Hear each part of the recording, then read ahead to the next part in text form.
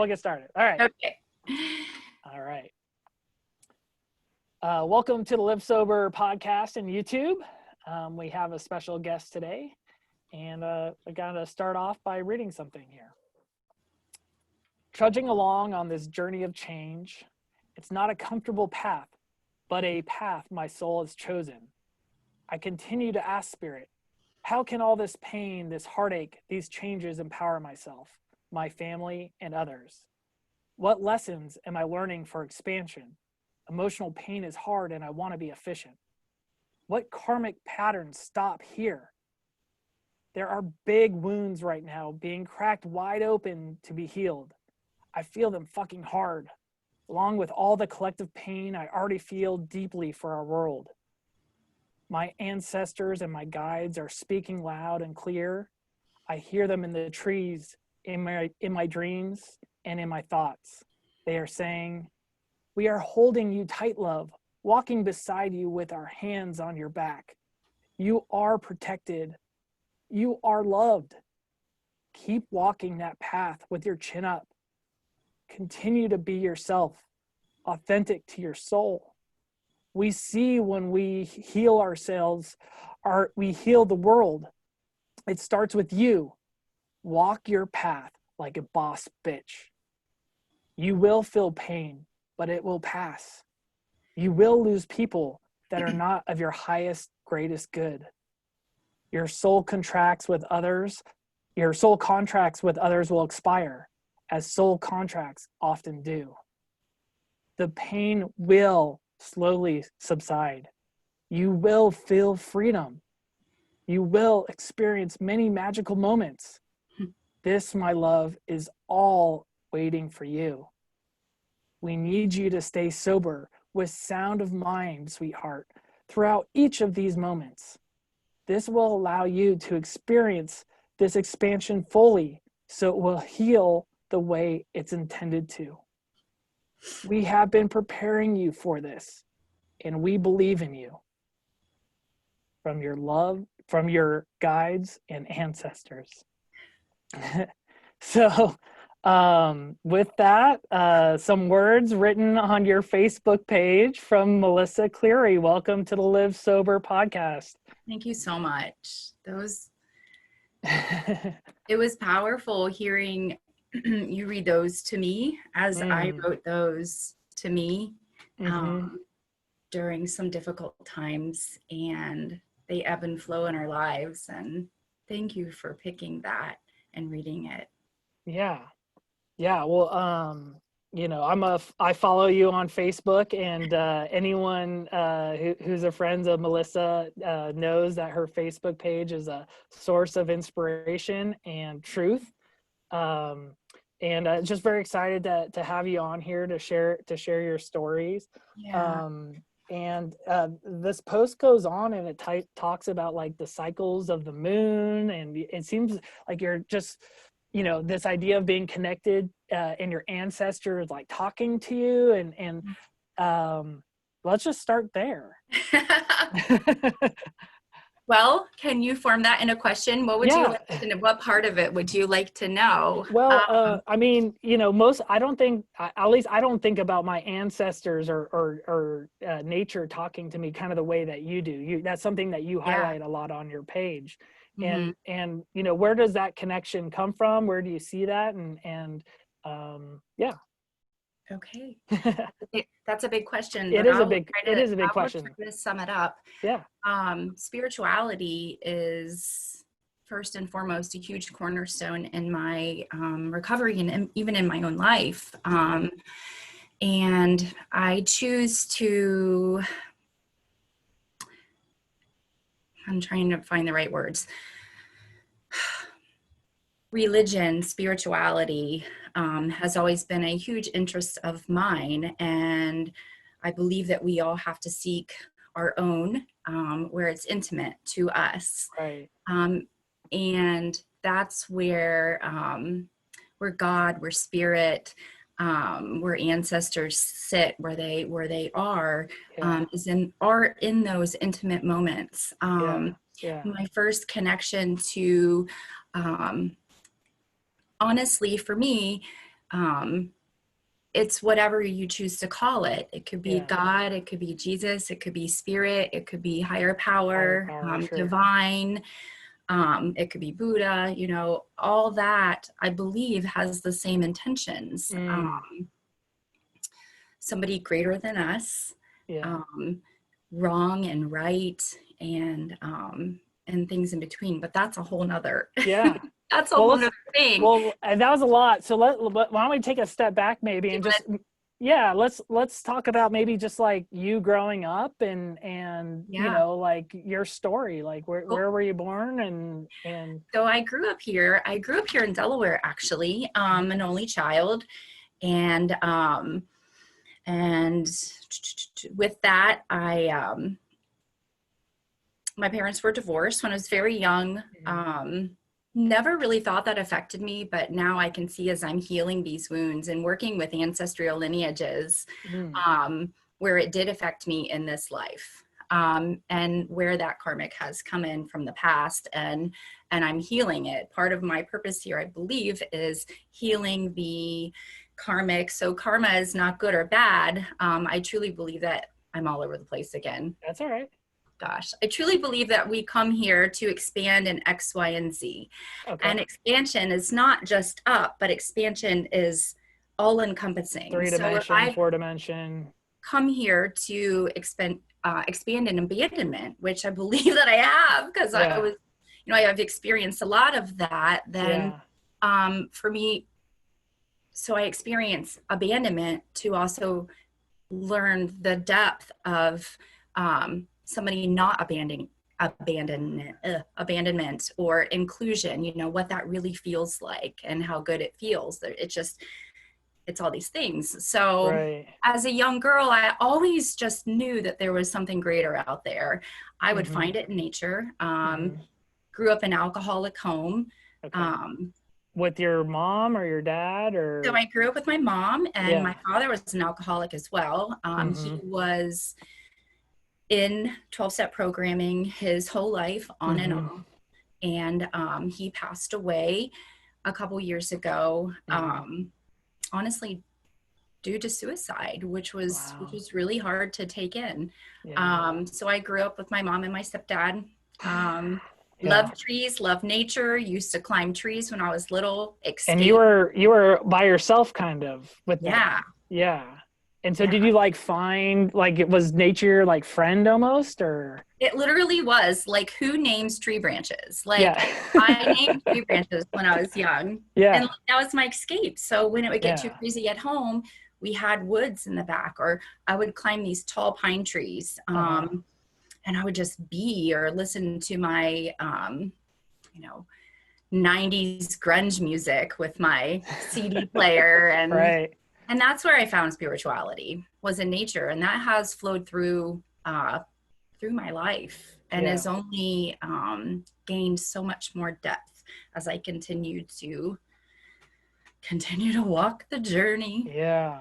Yeah, for sure. So you're growing up kind of alone. You've got your mom there. And you said in your household, alcohol was present then, and your dad was around a little bit, it sounded like. So he was. My dad moved to Florida when I was very young, and I would see him on and off. I'm actually doing some work right now with my sponsor for adult children of alcoholics. It's a very similar to a 12-step like Alcoholics Anonymous. So we're kind of going through all this right now, and so it's very raw and real. So. Some of it's hard to talk about. Then that's fair.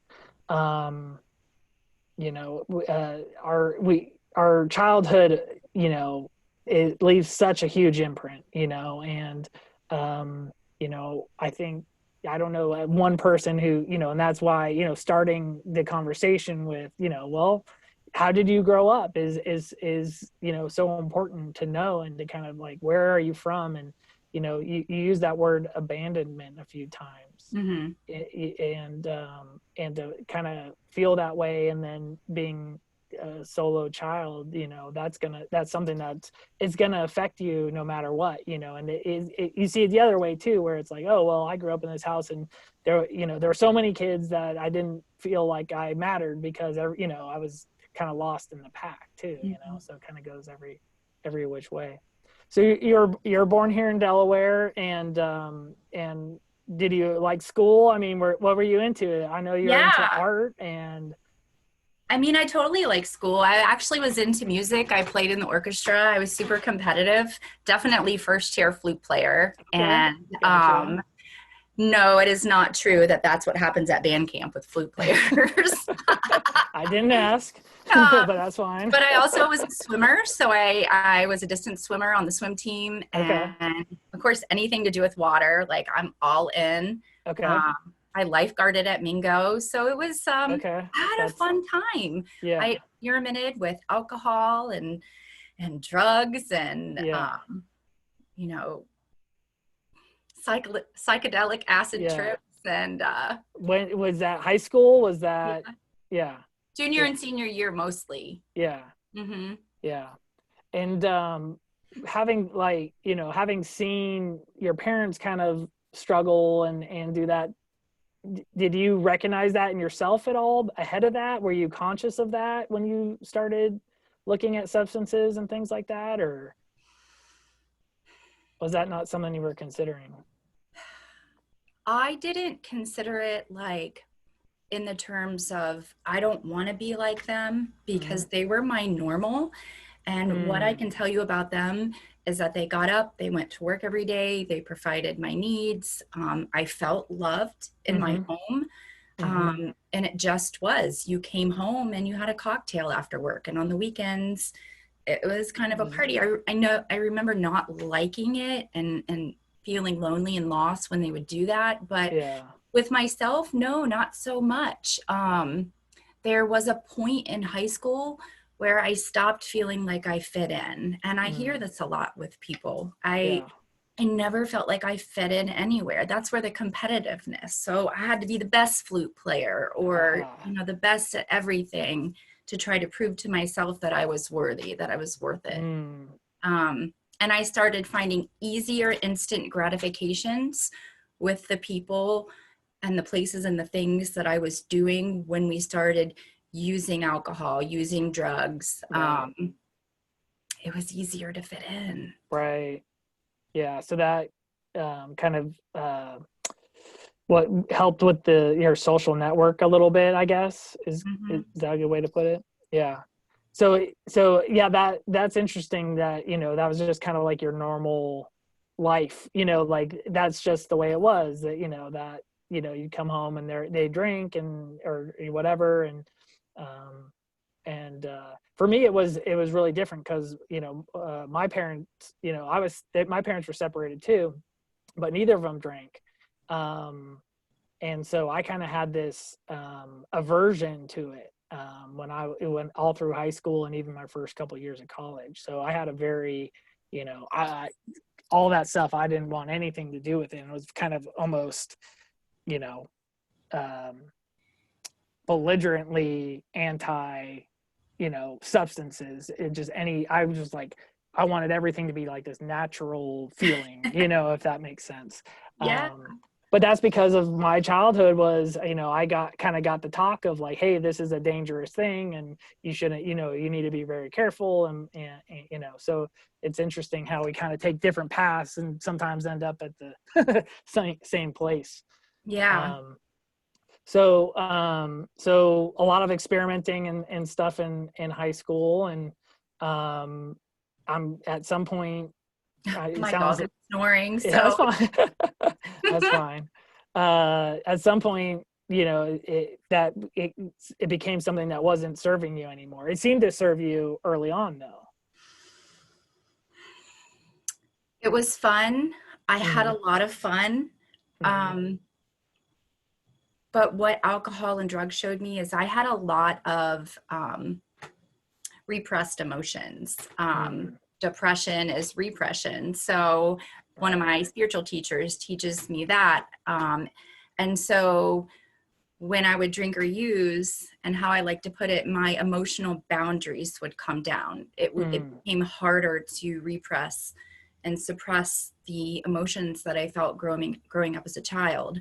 So it would come out in all kinds of ways, scream and yell, and I had been known to have a couple fist fights or two, or just break stuff and rage, and not understanding, the trauma of it all, and why and how.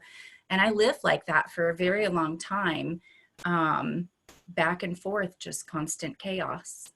Do you think your like competitiveness also, is that another way that came out? No, that's because I'm a Scorpio, I believe. But okay. No, my competitiveness. We just talked about this today, and I think that competitiveness and control may be sisters a little bit, but still totally different. And I've learned that when I'm afraid and when fear's got me, then I tend to be a little more controlling, be a little more competitive. But I also think that drive is in there as well. And that's got me a really, really far for a really long time, until I experienced complete adrenal and spiritual burnout here about 2 years ago. So again, I'm all over the place. That's all right. Hey, it's a journey. Yeah, it sure. Yeah, but your ancestors are there telling us it's going to be okay. So yes, they are. They are. Yeah. Yeah. Talk to them a lot. Yeah. That's awesome. What an honor. What an honor. So yeah. So so when, I mean, was there a time where you kind of realized that, this isn't fun anymore? Or, like, what was that? Sounds like, okay, I'm having fun. This is my friend group. This is a way for me to, kind of deal with these things that maybe I don't want to deal with right now. Is it like an escape type thing for you at that point? Or is it, yeah. Yeah. Yes, it was absolutely an escape type thing. It stopped being, I'm going to relax, into I didn't want to feel. And my experience with alcohol and drug addictions was, I was definitely a heavy drinker. And then I started using opiates and painkillers. And what that did for me was, one, allowed me to drink more, and not black out, and two, not have a hangover. I was like, coolest thing ever invented ever. And then, of course, my body had a reaction to that. Yeah. And to where it came to the point where I absolutely needed it physically to survive, or not be, and a lot of us like to use the term sick. Very scary situation that was. And at that point, I had my first child. So I had my daughter. And when I started experimenting with the painkillers, and it just grew. Yeah. And that was in 2001. Yeah. Yeah. I know when I had my first daughter, I kind of thought, okay, well, now I'm going to put all this stuff. Oh, I always thought kind of in my head, oh, when I have kids, then I'll have this other thing to worry about, and that was not the case. If anything, it led to even more wanting to escape for me in a way, or to, use it as a, as a coping mechanism for me. That's kind of,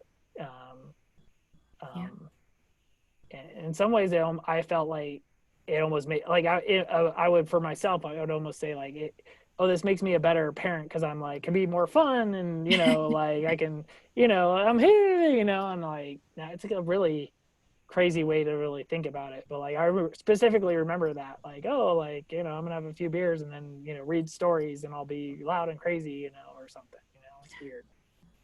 And before that, I was I would think, oh, well, when I have kids, like, I'll just, put it away. When Emily got pregnant, in fact, she stopped drinking for that. And I was like, well, I'm going to stop with you. That lasted like 2 weeks, you know, if that. So, yeah. So, I mean, it sounds like though in 2001, you were really I mean, that sounds scary to me though. Mm-hmm. And at that point, were you like, I need to get out of this? Or, I mean, what, or were you just like, okay, this is just the way it is? Or, you know, where were you at that point? My life was still pretty manageable at that time. I was still able to work, still able to carry on relationships with people. Mm-hmm. It was still kind of fun. It kind of just was. Right. And honestly, that lasted for about 7 years. It was just complete chaos. And it was difficult for me to see the downward spiral that was going on, and the disconnection from myself that was happening, from that little girl who would just climb trees and Right. To somebody I wasn't. And at one point it was, you know, whatever I needed to do to not feel bad. Right. And that included stealing alcohol at local grocery stores. Yeah.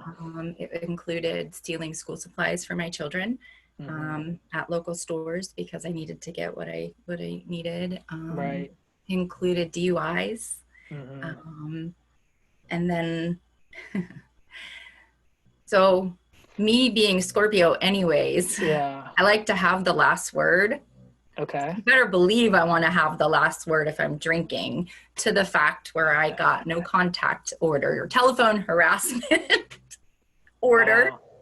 So I had been to jail several times, several different counties, which was super scary. It was so scary. I think the longest bout of jail that I spent was 30 days in the Delaware County Jail. And it still wasn't enough.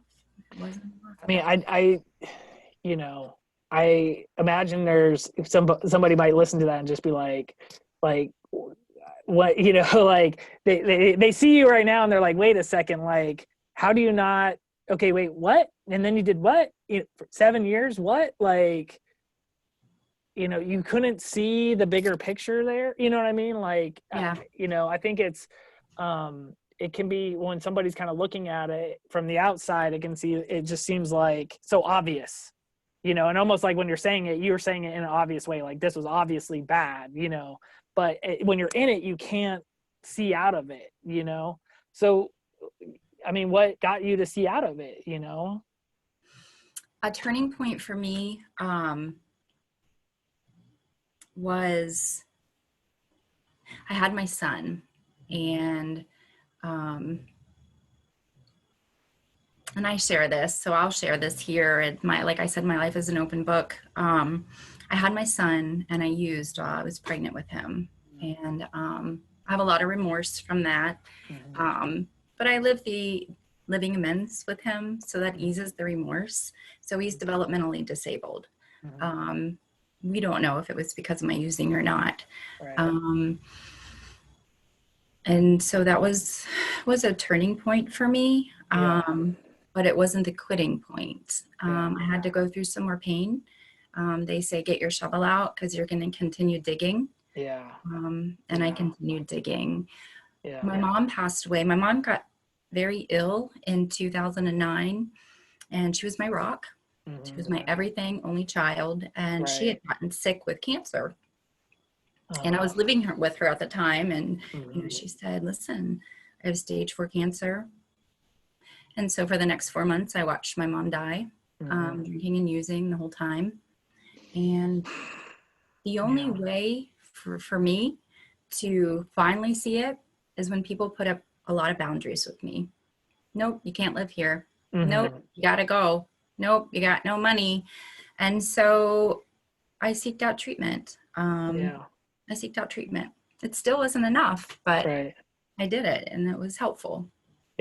Started going to 12-step meetings, and that was in 2010. And man, the camaraderie that I experienced in 2010 in Alcoholics Anonymous was those people at that time got my gut. They got my heart. Right. Mm-hmm. Had you tried anything before? I mean, I would imagine if they're, with all these things, maybe there's court ordered stuff and, I'm just guessing, but, had you tried anything before that time? At that point, there was no court orders. So the courts didn't see, I hid it really well.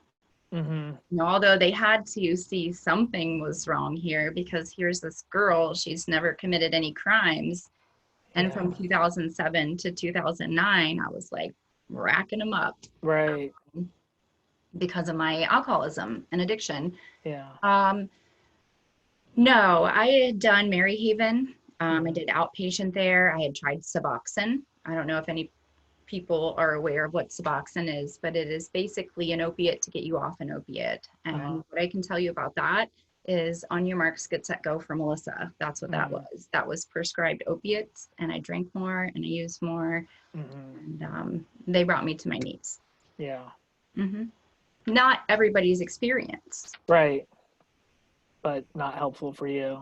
It was not. The opposite. At all. Yeah. Yeah, not at all, for sure. So she passed, and I'm listening to this as the outside observer, but it almost seems like that almost kind of took away your kind of like fallback almost. And so you started realizing, I don't have anywhere else to go now. Is that? That is true. Yeah. That is true. A beautiful angel, a woman from 12-step program, allowed me to live with her after my stepdad kicked me out. And that's when I got surrounded with just people in recovery. And that's when seeds started being planted. We started doing things together, laughing together. There were still some things that I needed to work out. And so it didn't work. I didn't do exactly as they say, dating in your first year. I was like, I'm dating immediately because he's adorable. And and he broke my heart, and I got drunk and I used again. And there's a reason they have that rule. Emotional pain is my biggest trigger. Yeah. But I get more resilient. Yeah. Yeah. Well, we're thankful that you found that, and it sounds like you are too. Something that stood out to me is that you laugh together, and I think, if you think of, you think of an AA meeting, I know, like, if you've seen it at that, there's 1,000 AA in the movies, and it's always like sitting around being glum and all this stuff.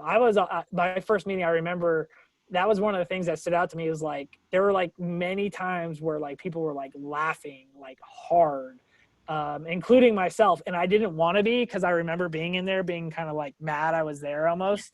and I didn't want to like it or something, and the fact that like uncontrollably, like I'm smiling and then I'm actually like laughing in this meeting was, I think that's so hard to see, like, if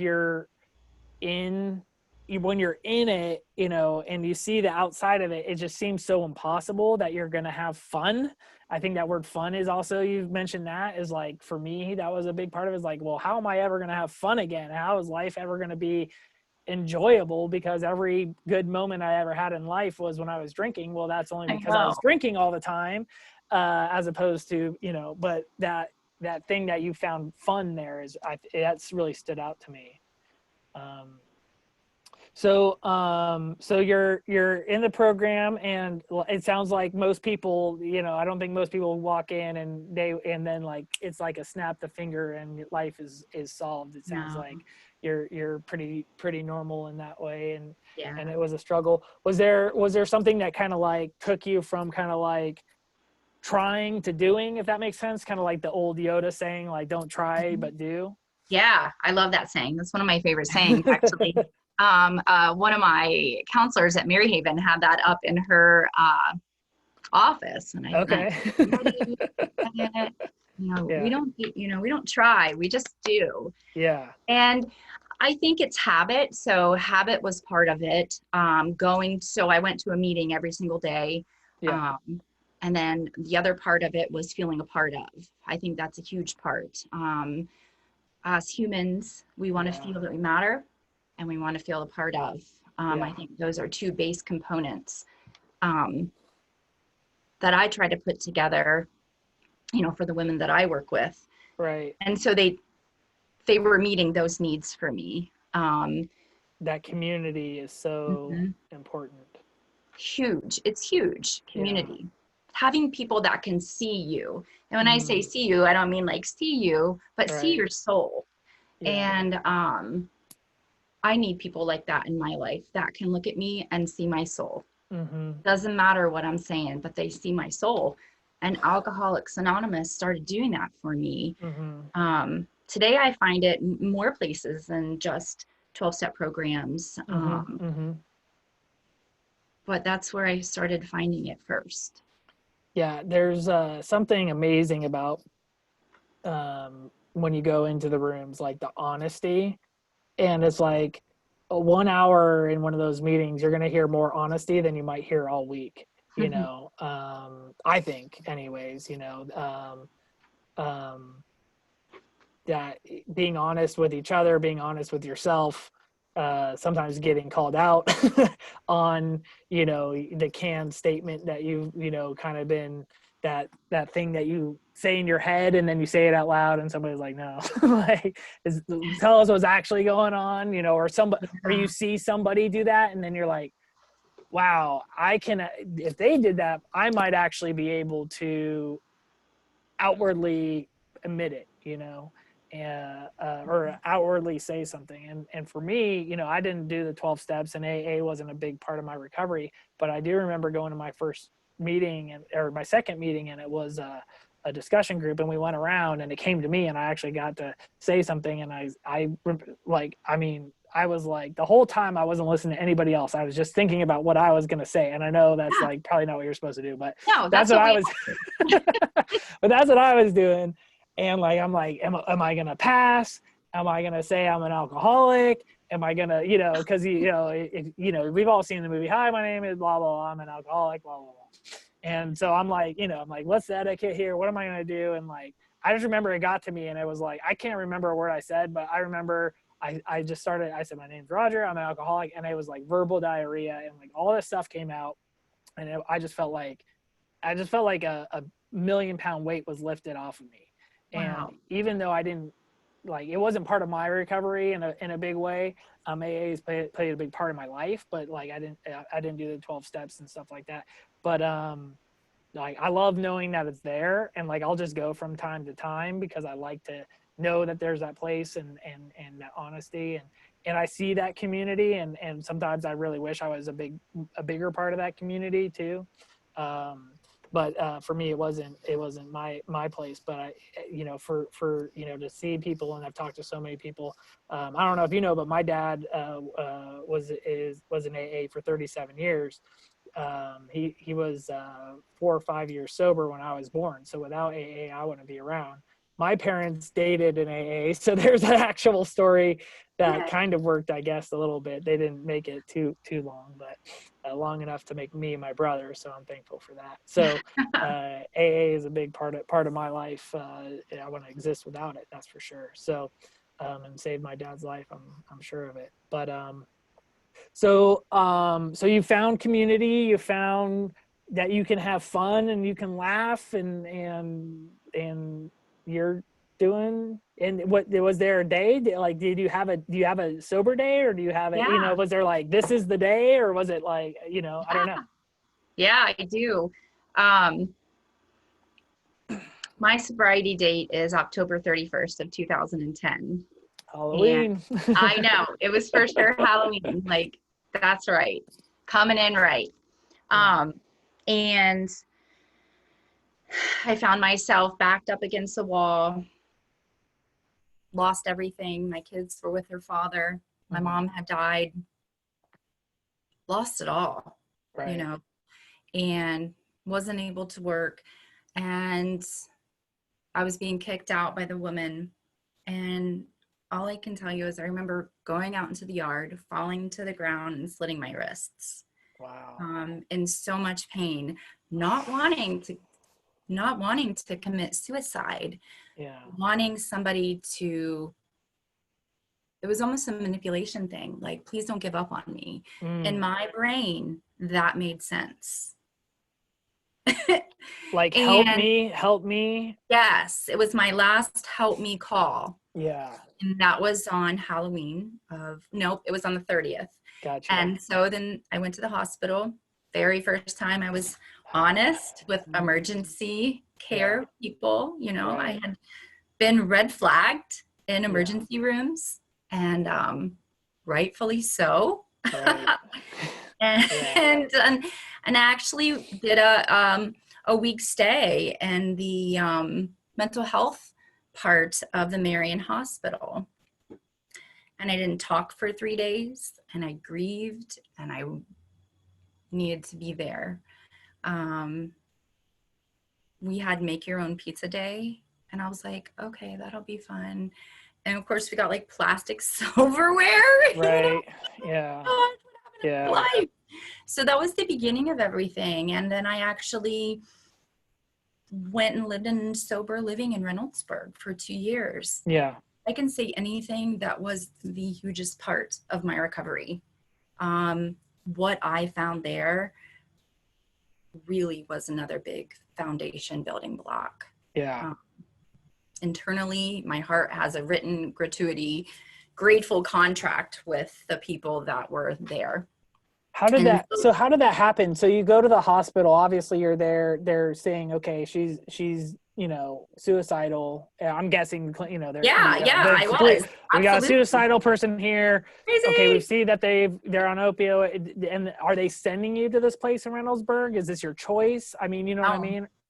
No, it was, again, AA showed up for me there. So somebody found it, picked me up and took me there and dropped me off. I had $20 in my pocket in Reynoldsburg in this sober house. Yeah. Like, scared to death. Don't even know what a sober house is. Somebody found you at the hospital and they're like, I'm taking you here. No, my friend from AA was like, okay, Melissa, I'm going to talk to you on the phone. This is where we're going. I'm going to drop you off at this sober house. I got your first week's program fees covered. Good luck. So here's $20, a pack of cigarettes. I smoke then. Sure. And a couple trash bags full of your clothes and pink ballet flats. I remember those shoes. They were the only shoes I had. Wow. And then so you had a guardian angel. Yes, constantly. Yeah. And so you get to Reynoldsburg, and are you when you're there, are you like, I'm glad I'm here? Are you fighting it? Are you where are you at that point? Or are you like, this finally somebody heard my cry for help? Mm-hmm. Yeah, that's what I felt. And actually, it was really nice to know that I had a pillow to put my head on. Right. I was starving. Like, I had some food that I could eat. I believe I just had pretzels that night because that's what somebody offered me. Like, I knew that I wasn't going to be homeless. And man, I just got busy at that point. Like, they call it the gift of desperation. And I don't mean to downplay it by saying that. I've heard it so many times, but that's what it was. Like, I got into AA in Reynoldsburg. I tapped into the sober living community. I tapped into the spiritual community. That's actually where I met Matt Walls, the director of the sober house that I help with today. Him and his family, they were huge in my recovery. Summer Rays was the name of the sober house. Mm-hmm. Shout out to them. Yeah. Sure. His name was Chuck Kirk. And I know, he was great to me. Yeah. Yeah. Wow. So you were, it sounded like, I'm just, again, just kind of, you were at your last moment there, and you kind of bing, bang, boom. You had that guardian angel who took you down there, but then that was you at that point. I mean, you, like, that's the thing, is like, you have to do it. Yeah. I mean, everyone can say whatever they want to you, but at the end of the day, you have to do it. Was there, do you like remember like a mental shift, or was there like internal, I don't know, some people have something like that, a revelation, or was it just kind of like, just do what the next thing is, or you know what I mean? It was a little of both. Mm-hmm. Next right thing. And some days that meant putting my shoe on. Mm-hmm. Next right thing meant to me, it became a survival thing too. I had to get a job. Mm-hmm. I knew if I used or drank, I wouldn't have a place to live. So I remembered how well and how amazing meetings made me feel Yeah. in my hometown. So I asked the women there, who, mind you, were not nice to me. They were awful. But literally, they're like some of my best friends. Like, I just squeal like thinking about them today. Like they were no joke. Yeah. But they would take me to a meeting. Can I go to a meeting with you? Sure. Yeah. And then little Do by you think little, like they were just standoffish because you were new, or they didn't know if you were going to be a good fit for them? They didn't want you to step on their sobriety, or was it? they were just like, who is this? Who is Mm. that girl? Why is she crying all the time? Why is she naming I tree get on my, branches? it's like I was a mess. All I would do is cry. Yeah. But no, I don't want to say that I was a mess. Like the trauma was coming out, like it was coming out that Yeah. I had, drank and used so long to push down. So it was definitely going to come out like a big flood. And it Yeah. did. And it still Yeah. does. As Sure. we acquire more trauma in our lives. Right. Yeah. Yeah. So, so you find a little something to latch on to. You've got a job, you've got a place to live, as long, you can keep both of those as long as you're staying sober. Mm-hmm. You're still estranged from your family at this point. Are they checking in on you? Are you? Nope. Yeah. My family, and this is one of the hard parts for me even today. A lot of my family passed away prior to me getting sober. And then some just, you're done. I'm done with you. Yeah. And even to this day. And no, it was just me, myself, and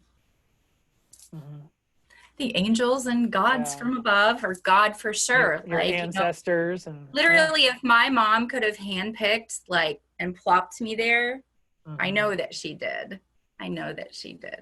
That's awesome. Yeah. That's awesome. So, well, 10 years later, I know you're super involved in the recovery community. You work here in Delaware at the Jacobs Wills Foundation. So how did you go from, kind of early days to getting to where you're at now?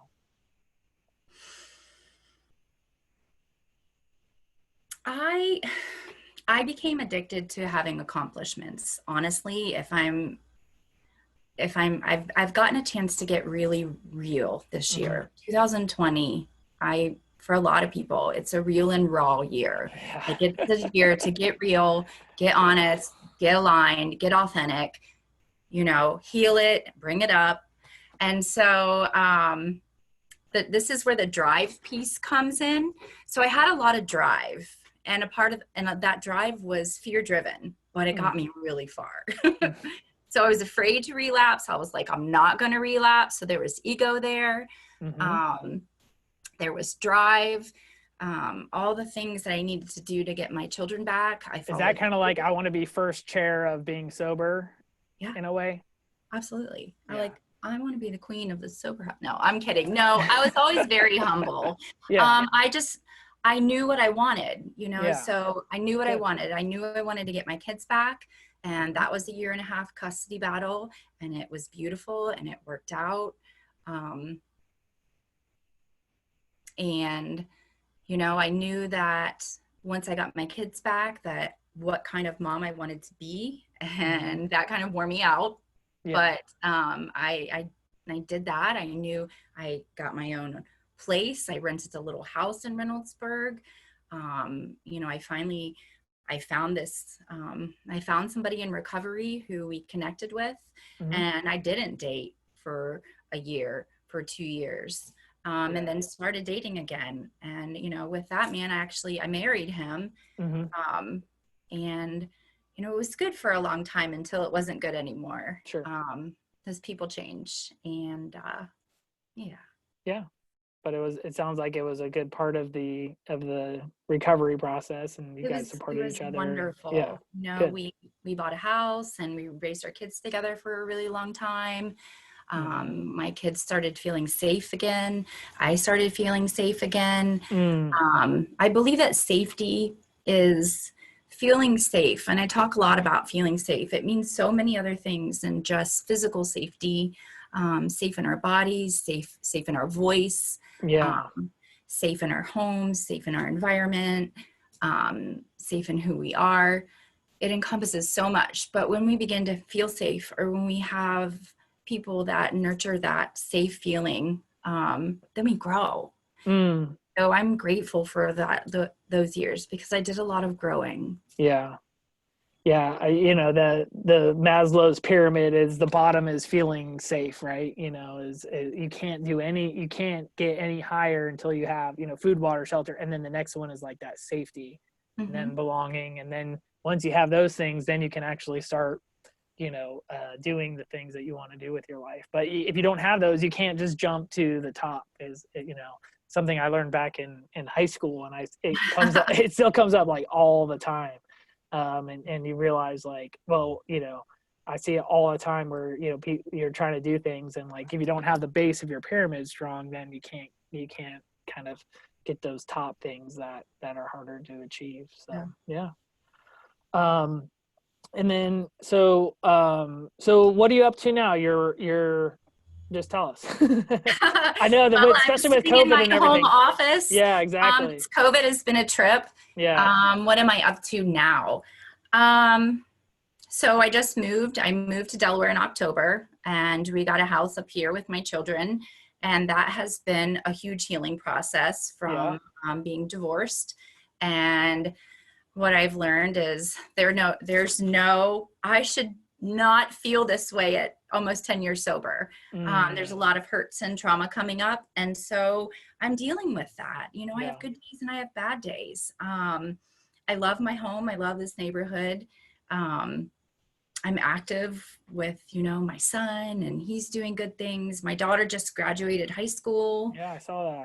Congrats. That's a big big milestone. I mean, we mostly think about the kids, but really for the parents, I mean, that's a big, you know, you made it through, you know, and kids are so resilient. You know, I just live my life honestly and authentically as I can. And I let them know that I'm human and that I make mistakes, and they're good kids. So I love my freaking kids. We literally pushed each other in the bathtub the other day, like in full clothes, and we giggled and laughed, and the dog jumped into, like, we're good. You know, I work at Jacob's Way, and I get to help women and men. Talk a little bit about what you guys are doing there and what that's all about. Yeah, I'd love to. So Jacob's Way is a sober living home in Delaware, Ohio. And what an honor it was for them to want me to come on and share my experience, strength, and hope in their program. So I work with the men and the women, basically kind of like a reentry. We get most people out of, you know, West Central or jail or prisons or rehab centers. And I just share what I've done. You know, this is what I've done. This is how I did it. I'm also in school for social work and art therapy, plucking away. I did take a year off because, again, like, man, I got addicted to those accomplishments. I needed to be on the dean's list. I needed to, you know, own the house, own the car, go on the vacations, the Facebook profile pictures with the perfect family. Look at me, look at me. And it's not what it's all about. It's about within here. Yeah, but it's, I mean, for me, it's, you know, the addiction shows up in other ways, right? So, you know, the substances aren't just, and the substance could be food. It could be, like you said, it could be that feeling you get of praise. It could be,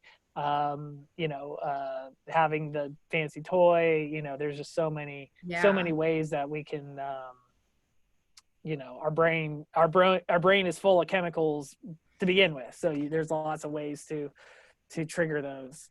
Yeah. I did it, the soccer mom, the Special Olympics mom, the water polo mom, the swim mom, right. I'm all about self-care today and balance. That's good. I don't have to be all too, I just have to survive today. That's good though. Especially right now, I think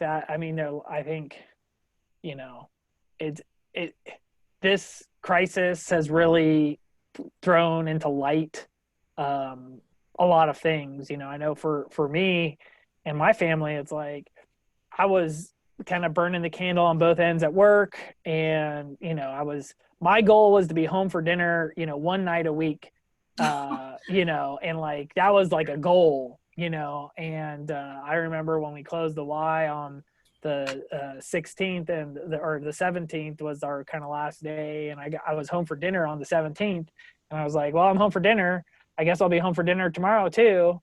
And it was like 3 months of being home for dinner, and I was like, man, like my whole priorities changed, you know what I mean? And like just like it kind of like knocked all these things off that, in a way it was like, I put in, like I was addicted to work or something, you know what I mean? And then like I didn't have that, so then I had to like find other things, and I went to video games for me, which isn't super helpful, and then I had to kind of wean myself off of that and kind of, and then we just decided, we've been doing all this stuff as a family, and we're looking at going back to school. We like literally just decided to actually homeschool our kids. So not like the online school, but like we're actually going to do like the homeschool, like with That's them. awesome. Yeah. And it's like completely like energize like our household. Like the second we made that decision, it was like, okay, well, like now I'm in charge of the kids' education, not me, but like our whole family is. And so like we just started doing things that we've kind of always wanted to do already. And like we're like planning all these things. I'm like, why weren't we doing this before? I don't know. It's just like, in some ways it's been a blessing, but it's like, again, just like readjusting to like this new normal, has been a wild ride for sure. How's everyone doing over at the in the facility with you guys? Are you still have people there, or how's that working? Yeah, we have a few people. COVID was hard for some, and some it was a blessing to be able to stay in and heal and learn some new habits. And for others, it was more difficult. Yeah. We have protocols that we have to follow to be safe, and it's scary sometimes. Like I get scared too. Yeah. About giving it to somebody and or back and forth. Yeah. A lot of fear that I'm learning to work through. Well, and there's so much unknown right now too. And, a lot of times you don't know what the right thing to do is. And we try to take cues from people, and you see, it seems like there's people over here that are like, this is the worst thing ever. And then people over here, this is nothing. And then like most people are in the middle, like, and you're trying to take your cues, and you hear so much contradictory information, and you kind of want to, and then like, it's just like the fear is like been for so long that you kind of like get immune to it in a way. I know I'm running into that at work, where it's like I'm around people so much, and then I'll catch myself being like less attentive to, I'll pick up the phone and before I wipe it down, things like that, but yeah, it's wild times. So let's talk a little bit about the LiveSOBER. I know so you got involved with the LiveSOBER group, and you led probably one of the most talked about sessions at it. You did I think so. So just tell us, you did art therapy, and that's what you're going to school for. So tell us about Yeah. art and how that's been part of your recovery and how you kind of use that to help other people. Well, so what I did was a therapeutic art, because I can't call it art Oh, therapy excuse me. if Thank I'm you. not. I Thank you. know. Yep. I know. You told me that at the time. But I'm not yet. But art is so many things for me. And I find healing in just kind of different things. So I'll just say it like that. So the project that I did for Live Sober was learning to express what's in here, not using words. And words so it's hard to find the right words sometimes, how am I feeling? What is going on? And sometimes that's a lot easier to explain in colors, in pictures. I can even go as further to say music and a song, or smells, or the senses.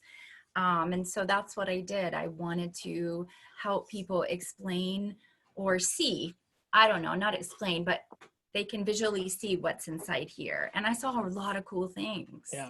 Yeah. And then to hear that, them say, this is why I picked this, and this is why I picked that, and this is why I put it all together. It creates a beautiful picture of them, of you. Right. Yeah. Yeah. Art, music. I remember you just said music, and you shot me right back to this moment. And I remember specifically, it was like maybe a week or two after, like most people, I didn't get sober all in one shot, and I was really giving it, I was really doing it. It really felt different, but I was working out at the Y, and a love song came on, and it was as a breakup song. And the song's called Say Something. It's like, say something, I'm giving up on you, if you know that song.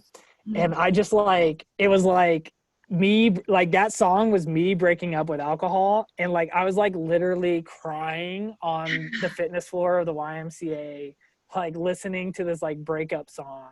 And it really felt like that was like a defining moment. Like I remember it so clearly. That was like a defining moment of like saying goodbye. And it wasn't like, I couldn't, like, the music, like the melody and the song and the words, and it was just like everything was like, it was like speaking to my soul, you know what I mean? Like I know that song is probably written about a girl or something, but like it was not for me. I mean, it was like it felt like they were talking like directly to me, and I was just like, every time that song comes on, I still get like these little like chills in the back of my head. So I mean, I fully relate to that. And I did I'm not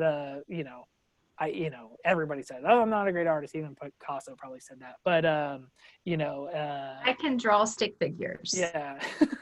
Yeah. But I mean, really it's about, like you said, kind of just like getting those things out. And sometimes words aren't enough.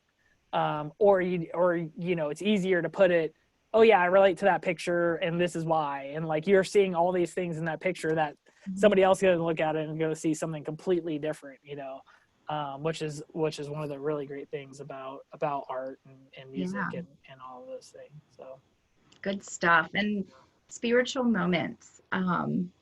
Honestly, I've become addicted to those spiritual moments. And like you were just explaining how, the song took you over. Yeah. And you released.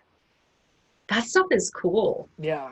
It was legit. I mean, it was a legit moment. Like, I mean, it was like up there, with feelings of like seeing my child be born or something. I mean, it was like one of those moments that like, and most days you don't think of those things. Yeah, so that's true. That's interesting that you say you bring out that addictive thing, and we keep finding those. I know. Gotta be careful. I know. I like. And I'm in surviving. I'm surviving, and I know we all are. We all are. Like, it's okay. We all are. Well, cool. Well, hey, this has been fun. Yeah. Thank you so much for sharing your story. And I'm convinced that, for me, this is good. I don't know what this podcast is really all about. My goal is just to keep doing it and just see. Yeah. But I mean, just, we've talked a few times, and, I would have never known this stuff if we didn't, do this. So I'm just thankful to have this time with you. And, if anybody, hears it and it speaks onto them and sharing your story, we both know how impactful that can be. We've seen it for ourselves and for others. So I just want to thank you for being yourself, and for all the work you're continuing to do for our brothers and sisters out there. And we're gonna keep doing this. And maybe we'll have you come on and we'll do like an art therapeutic art podcast, and we can do something and people can follow along or something. That might be fun. What do you think? We'll figure it out. I have to sit on this one. Okay. You know me. I have things in mind. Okay. Well, good. Well, you know me. I'm always throwing out crazy ideas. Well, so, if people wanted to reach out to you, is there a way for people to get a hold of you, or do you want to do that? You don't have to, obviously, but Of Twitter course, or anything? Facebook is always, I'm old. Yeah, I don't do Twitter either. I don't do Instagram. I mean, I don't do Twitter. So I do Facebook a lot. So please definitely Facebook message me. Yeah, so I'll love meeting new people. Yeah, so you might see some new friend requests. If her Facebook page is incredible. She just I just was going through it today but it always pops up in my thing and I always check it out. She had a really great one today about a picture or a couple days ago. So it's a really good one to stalk. I should probably hit more likes on it or whatever, but it's not it's a great one to follow. And just thank you for, let me just spell the name just in case anyone's just listening, but it's Melissa, normal spelling, and then Cleary, Cleary.